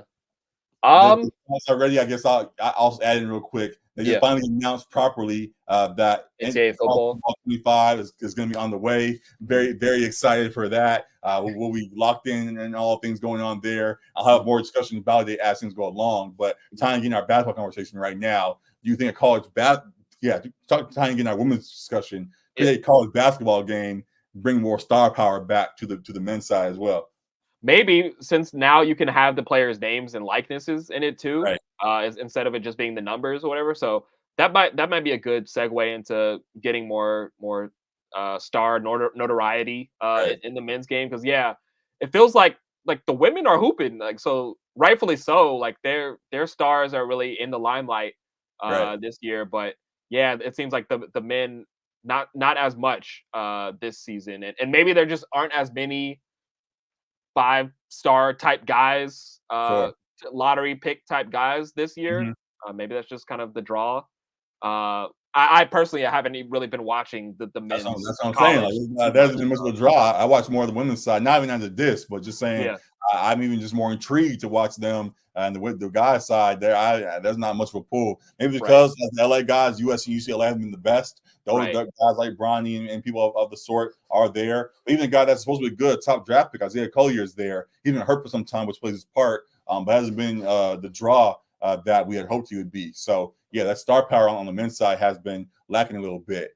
Going to the college football a little bit to this question, would you wish the developer made it? Of course, because EA has whiffed on Madden for a while now. I've been frustrated with that game. As much as I continue to play because I like football and playing games like that, it's been frustrating, but we'd love to get 2K on it, of course, everybody always says, but so be it. As long as they just don't overthink it and just keep the game, just honestly, as much as I'm annoyed with Madden, just copy. I just care more about the old NCAA football games were fun for EA. Yeah. Like, those were good games. I guess my point is, once you want to see the game improve, it's more about all the other stuff. It's more about the dynasty and the Heisman mode and all that kind of stuff. So the gameplay could be what it has to be. As long as the other modes are properly done right, then I'll work it out, and it could be a classic game for sure. Still, so I'll be locked in for sure. So we'll see how that plays out on the men's side. We'll have more breakdown at some point about the men's side as the tourney gets close as well. We're going to have a lot to talk about with USC and UCLA as we would like this season, but we'll still find ways to have conversations about them as their seasons play out. And we'll have a good time with it all. Here's the last question I'll ask directly about the college football 25. If you could build a team around any one college football player ever, who would it be? One college football player ever. Okay. Yeah. The most electric player that I've watched that I can remember was Reggie Bush in his USC days. Yep. Even as a UCLA fan, like, I was always enamored by Reggie. So definitely he'd be up there. Obviously it'd be fun to be a QB. I'm trying to think of like who would be the QB that I would like. I'm thinking Cam immediately. I thought about Cam Newton. For sure. Like, he's probably had one of the best, if not the best, QB seasons between him and Joe Burrow, obviously. Cam will be fun, especially with the running ability too. Absolutely. Tebow, if you're a man of Christ. I am, but like when he would take those knees. He was famous for kneeling before Kaepernick. Right. But yeah, I mean, there's some elite names like in the college game for sure, even just like from our era, like we're talking about, because obviously there's older ones, but there's definitely some elite Heisman names that I can think of that would be fun. Even if you're just talking about just this era, like Caleb Williams type guys, like that would be fun as well too. trying to think, was there other like skill players that were pretty electric? I get Devonta Smith like won a Heisman, right? Yeah, but would he stand out to you video game wise? I don't know if he stand out Maybe video game wise. with the speed, he'd be kind of crazy. Speed and hands on 99. I think that Yeah, could be it. just feeding him on Top, screens. yeah, exactly. Of the semi-recent eras, yeah, Reggie Bush, of course, Yeah. Cam, and then of course Derrick Henry is going to be a freaking Oof. monster. So yeah, those are the Derrick three. Henry. So there's already talks that there's going to be some kind. There's going to be some sort of Pick what a am I punter. say? Ultimate team kind of thing going on for for the college football game. And yeah, for sure, gotta get your hands on Cam early. Gotta get Derrick Henry, and just having one of those two even. We're gonna have your team cooking for sure. So we're gonna have a lot of fun with that as things go along. So we'll talk about it. The Pat McAfee route. He said, "Pick a punter." Right, exactly, exactly. So yeah, when it comes out, I might hop on stream and just show some stuff. Best returning college football. There's the Tavon Austin. That's Percy Harvin. There's a couple guys. Percy. Sure. Was it from Oregon? Like DeAnthony Thomas? One of those Thomas, guys? yeah, great time. So there's a few guys, of course, that could be of note. And yeah, as when it comes out, I might hop on stream playing it sometimes, whether on this page or on my personal one. I have a Twitch set up for that as well. But yeah, I'll tap it with you guys, and you guys can see what teams I put together. So fun stuff with it. Also, we kind of already discussed it, but you have a team in mind for who you would make your dynasty? We did talk about it because you wanted to take like a small team, right? Yeah, that's the best way. You gotta take a small school. You gotta go. I'm already getting. I'm gonna go take Sac State, turn into a powerhouse. I mean, if I wanted to do a small team, I can do like Southern University. That's my grandparents' alma mater. They're from Louisiana too. So salute. Yeah. A little IUPUI or the ride. Yeah. What division is that? I know they're in that because Grambling is their rival. What's his name? Hugh Jackson's team. You know. Former team. Oh yeah, former team. I guess. Yeah. I tried to. Hey, that's our guy. That's our guy. He's been all. I know it is, but I'm saying. Yeah. There. All right. But I guess that would be fun if I wanted to do a smaller team. For sure. So, and I guess the last part: Are you going to be using NIL, or are you going to go? Are you going to go full Dabo and be like, no NIL? I want out the mud for real. How you managing your squad? I gotta. You got to spend money to make money, you know. So I'd have to use a little bit of that NIL for sure. Gotta get some real dogs in there. Yeah, gotta get the real dogs in there. Academics. Well, I have some guys at the bottom of the roster with the 4.0 GPAs to help us out, but we need the ballers for sure. I gotta get some country boys in there on the line, of course. You know, we know the archetypes. We know. Teams, so yeah, we gotta get some winners in there for sure. So when we tapped into all of that, it's gonna be a great time. And again, when it comes out, we'll surely have a lot of conversation about it. So that really is it for the episode. As we do, we'll end with. We won't do the NFL quiz today. We will do an NBA one and see how this plays out. Doing trivia or I call game? What are you doing? Yeah, we'll do both real quick. The hoop grid, just that one, and go from there. So let's pull this up real quick. Nope, not that. This hoop grids. I call game. All right, here we go. It's loading. Our picture is. See what ads you got this time. All right. Yeah, see, block them ads quick. I ain't getting me this time. Okay. This is the. What game is this? Is this Andre Ingram? Let's go. The Ingram game. All right, so that's his first game he ever played. I think. So regular season for sure. I always miss these damn logos. Lakers, and Rockets are the away team, right? Or are we the home team? Yeah, we're the home team. Lakers home team. Lakers are the home team. This was pre-COVID. Yeah, regular season. This is pre-LeBron too. So 2018. He came. Yeah, so maybe 2017. 2018. Oh, 2018. Okay. Bang. Yeah, 2018. Regular season game for sure, respectfully. The coaches, was that Mike was that D'Antoni for the Who was that? for the Rockets? 20. Oh, for the Rockets, probably. I was trying to think for the Lakers. For the Lakers, was that Luke? Is that Luke? That might be a Luke year. Bang. Yep. Thomas Bryant's in there. Okay. Yeah. Thomas Really Bryant. help us. Okay. First off, Ingram. We got to get 15 plus in this one. 15 plus? Oh my God. All right. What's his first name again? My bad. Andre Ingram. Andre Ingram. Okay. Andre Ingram. Thomas Bryant there. Is that D'Lo? No, not D'Lo. I don't think no. 2018. Julius there. Was Isaiah Thomas on that team? Isaiah Thomas might have been there for a second.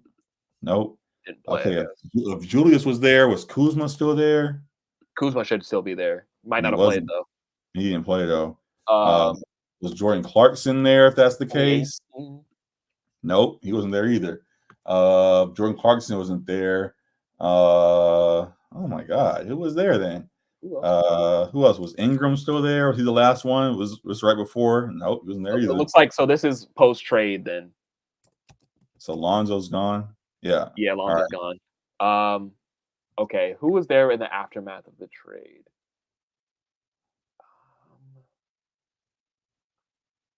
LeBron. Oh, was LeBron there? Wait, no, you said LeBron wasn't there. If LeBron was there, he probably wouldn't have played if Andre Ingram was playing, you know. All right. And Anthony Davis wasn't there yet. No. But Lonzo, Kuzma, Ingram didn't play. Was Caruso there? Caruso's probably there. All right. Who else was on that squad? Was like Ellington still there? Ellington, Wayne, Master Wayne, Ellington. Nope, he wasn't there.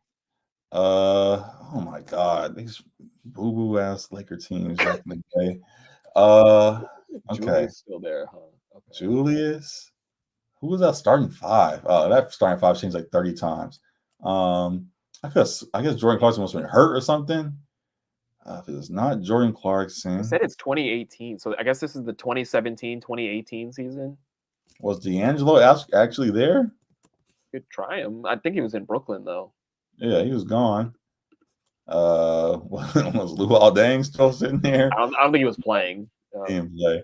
He was on the roster getting paid $1 million.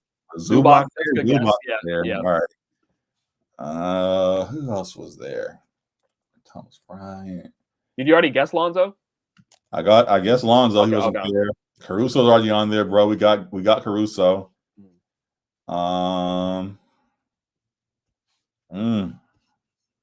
These pictures don't. Any other pictures? That's Zubac right there. Oh, who's this? That does not help. Oh, is that Josh Hart? You can try him. Josh Hart. Yep. Got Zubac. Who else is sitting over there? Kuzma's out. That's Kuzma right there. Yeah, Ingram's out. That's Ingram right there. Yeah, so they were all hurt. Was that is that Anthony Brown? Is that his name? Oh wait, no, the year doesn't work. Larry Nance Jr. might be a good guess. Oh, nope. Was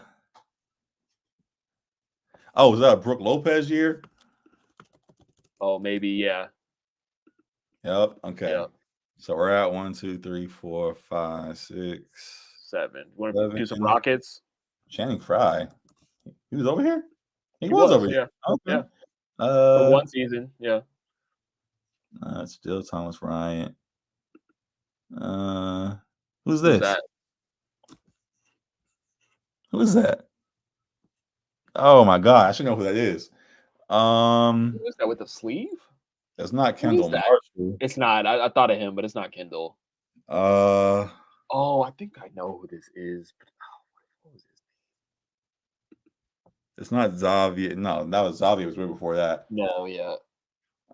It's not Wayne. Name. I feel like Tyler Ennis. Yes. I think that's it. Okay. Yes. I thought it was 2018. It's that 2017-2018 season, I guess. Oh, then who did I say before? 2017? Anthony Brown. Oh, did you guess him? I didn't guess him. Oh, okay. Okay, it wasn't him. All right. So we We got got what? 9. You want We to got get 9. Rockets? Rockets. Who's this right here? Oh, let me zoom in. Oh, that's not like Soon You, is it, or whatever? Well, first off, let's go ahead and get Chris out the way. Yeah, Chris Paul. KCP on the Rockets or on the Lakers? I don't think he would be on either team at this point. No, But, he was there. I guess Okay. he was on the Lakers. I'll Okay. take that. Appreciate Good pull, that. good pull, All good right. pull. Great pull. Rockets. Harden. Did Harden play? Yeah. Yeah, Harden played. Was PJ there at that point? Say that again. PJ Tucker. I think that was that year. PJ Yeah. Tucker. Is Daniel House there? You don't know any of these guys right here? Not really in that picture. So, Sun You or something like that? You Sun? Soon You? Oh, no, that's. Yeah, I don't know. Not him. 2008. No, not him. No, I'm just Oh yeah, we need Alpha for this one. He said he's back, so give us some Rockets. Is that Nene back there? Oh yeah. Yep. All right. Who else is back there? That's not helping us. Eric Gordon. Green. Eric Gordon. Yep. Gerald Green.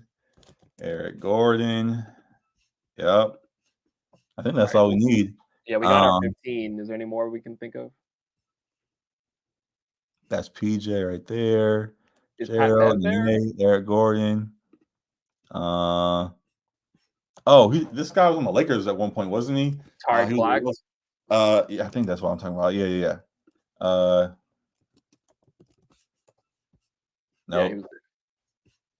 Yeah, there we go. Yeah. Okay, yeah. Tariq Black, Trevor Ariza is a good pull. All right, all right. I'm good with that. That's definitely more than 15. Gotta be. Yeah. Who did I just say for the Rockets? Tariq Black. Are you guessing that? He's right here. Oh, I said Pat Bev. I don't know if he was there though. I think that was earlier. Patrick Beverly. Nope.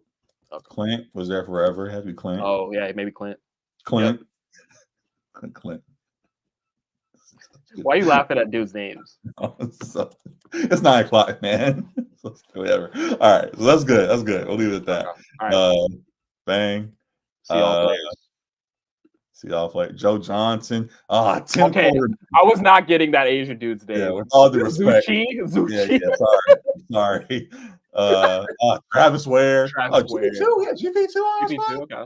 I forgot about that. Right. He probably wasn't playing much, but yeah. All right. Who else on the bottom for the Rockets? Tim Quarterman, of course. Tim Quarterman. Come on, Alpha. You didn't give us Tim Quarterman. Come on. Hey, Alpha, come on. You got to know TQ. Come on, man.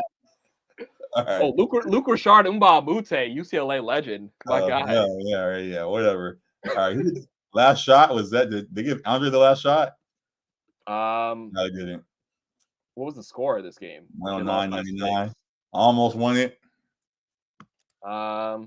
Maybe a Rocket. So maybe James.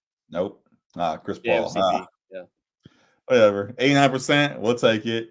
Definitely one of our higher scores so far. Got the highlight tape for Andre at the bottom. Yes, so great time. He was cooking in that game. He was cooking. Can we get a little preview? No volume. Give us a little break. Give us a little something, Andre. Go crazy. Who's that? Go crazy.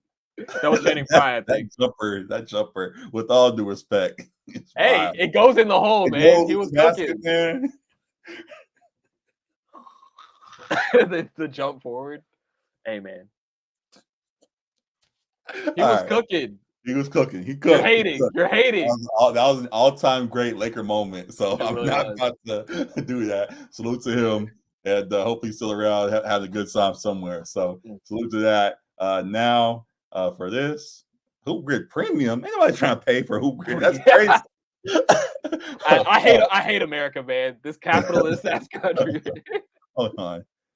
What is this? Guys, go to Hoop Grids, please. What is this? Premium. Can I just get to the game? What is this? Hey, relax, man. Relax. Hey, chill out, man. Chill. breathe. All right. So our grid for the day. You want to do this one? Or you want to find another one? It's the Pelicans, Blazers, and Rockets. 25 points a game, played in 2010 rebounds per game. I don't like these teams that much. You don't like it? All right. Let me see what else is off there. Crossover grid. I'm sorry, Alpha. We're not doing your Rockets today.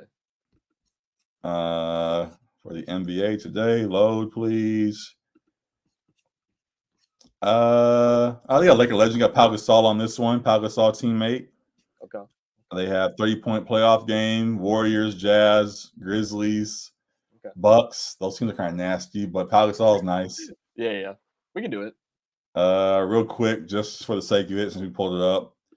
Immaculate Grid has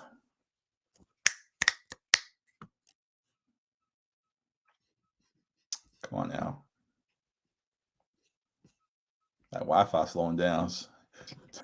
Hour and 45 in. Can't hold it up no more. We got Lakers on this one. Might do this one instead.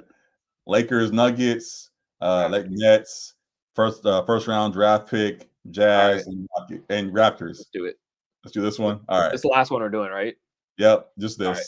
Players must have played in a regular season game or playoff game for that team to qualify. Okay. Tap on logo for help. We get 9 guesses. We can start wherever. We've used them a few times. Maybe we can use them if you want to again. But KCP, we know. Lakers, Nuggets, J.R. Smith, Carmelo. Does Cousins work for that? DeMarcus Cousins? Marcus Cousins might. Mozgov, we work for that. Mozgov is deep cut. Yeah. There you go. 2%. We'll take that one. I was going to work the Nets. I didn't just realize that. Oh, well. But Nets, Lakers, Nets. Did Luol Deng play for the Nets? Dinwiddie. Dinwiddie. I don't know about Deng. I won't try that just yet. They don't play that fast. KCP, D'Lo. KCP, I don't think played for the Nets. Oh, for the Nets. No, I think he's saying that for Nuggets. Yeah. Oh, Nets, Lakers. Ooh. Who did we just say? Did Tyler Ennis play for the Nets at one point? I don't know. I'm not banking on that. All right. What else did we just talk about? Can I cheat and go back to this grid again? First round. Back.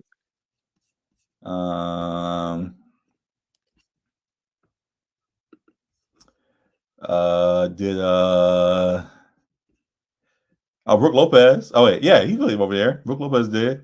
Oh yeah. All right, yeah, I cheated. Whatever. Brook Lopez. Yeah, that's fine. Yeah, that's him. All right, 12%. We'll take it. First round draft pick, D'Lo. I appreciate the shout out for D'Lo. We could put him, but he might be a high name on there. Yeah, D'Lo, Dinwiddie. There's a couple more. Dude, we messed up. Jared Dudley. We mess up. Jared Dudley, man. Come on. You gotta think about that, man. That's the one opportunity for Jared Dudley. Oh, all right. Yeah. Oh well. Next time. First round draft pick. Would they have Jalen Hood?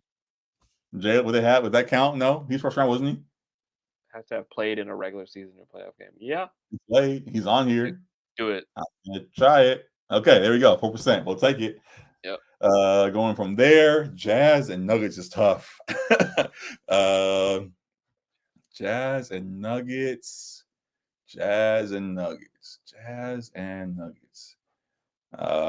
Mine always goes to KCP first. No. Mine goes to Jeff Green. Mine goes to I think Jeff Green works. We don't have to use him. I'm just saying. I think. Millsap. We can just use a big name. We can try to fill the grid. Millsap does. Millsap works. Yeah. All right. So let's just try for a score for ones we might know, but for the rest of them, let's just check the box off. Paul Millsap works for that one. Jazz, Nets. Did Carroll play for the Jazz at one? Not Carroll. Crowder played.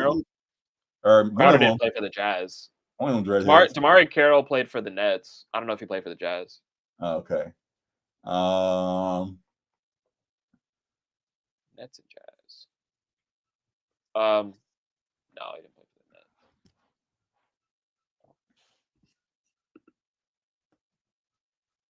Was Laurie a first round draft pick Lori was. for the Jazz?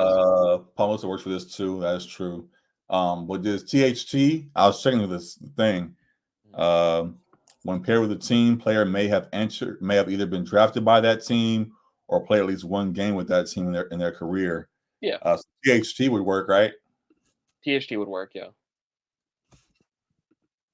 What? I just read that. Whatever. Well, right. Who did I just say before that though? Laurie. Yeah. Jazz Nets, Richard Jefferson, good one. Appreciate that. Great pull. We'll leave that blank. We said Laurie, so we'll just count it as a dub in our heads. Going from there, Raptors and Nuggets. Was I forget. Was Patrick McCaw on the Nuggets?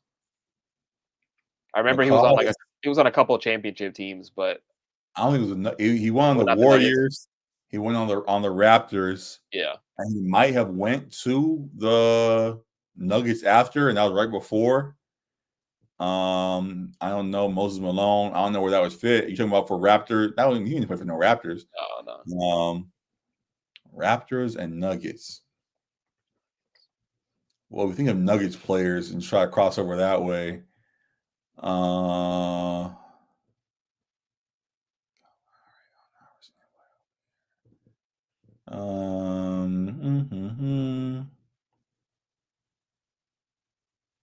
That's tough. Raptors, Nets. I can't think of that either. Did Lowry ever play for the Nets? Oh, Nets. That's a good one. Vince Carter. We'll take that. Yeah. Just try to cross check the board off. Vince Carter. Yep, we'll take it. Raptors first round pick. Grady. Was he first round? Yeah, he was. He was. Yeah, he was. Yeah, respect him. Respect that man. Yeah, respect the dick for sure. For sure. Yeah. All right. So which one of these you want to just put Laurie in and take the L on the other one? That should be the name of his podcast. Respect the dick. Oh my God, he has a podcast. I think he does. Didn't you send me a clip of him talking on a pod? I was like, why does he have a podcast? I don't know, man. Did Augustine for Raptors, Nets. Yeah, we can't change it like who Grids is, so we got to keep the high score Vince on there. Didi Augustine is a good name though. He bounced around a lot too. He could work for the Nuggets potentially. I don't think Augustine was on the Nuggets. So he was. Who was I thinking of? Raptors Nuggets. He said, "Yeah, I think I thought I remember that. We'll try it and just take the L and you call it a day." It worked. Yeah, there we go. So salute. You're a ball. Yeah, 9. We picked 9 and 9 because we did say Laurie and we tried THT, which should have worked as he was a first round pick. I could have swore. Wasn't he a first round pick? THT. Yeah. Maybe he wasn't, and that's where we messed up at. But I could have swore he was. That's why we tried it. But either way, 8 9 9. We'll take it. Great day. Fun streaming the books. Appreciate y'all for tuning in as you guys do. Out of here. It's been an hour 45. We're gonna call it night tonight.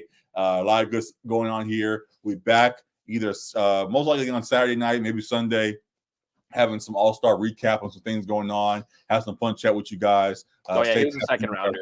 Page. So that's where we messed up at, whatever. But we'll be back with more fun stuff for you guys. Appreciate y'all. Retweet the live on our Twitter pages. Show love on YouTube and things, of course, as well. Subscribe to LA Sports Report, as we always want to make sure we mention. Salute to the guys over there doing their thing. A lot of fun stuff going on. One of our guys, Noel, is currently going around LA doing a lot of fun stuff. Dodger-wise, I saw him. He was at the Dodger Stadium interviewing fans, things of that nature, and all of that. So good stuff on that regard. And I definitely appreciate y'all. And we'll see y'all again real soon. Always a blast. Appreciate you. Appreciate you again, Will, for tapping in as well. And all the others that tapped in during the show. Good time. So good stuff in the book. See y'all again real soon. I'm going to bed.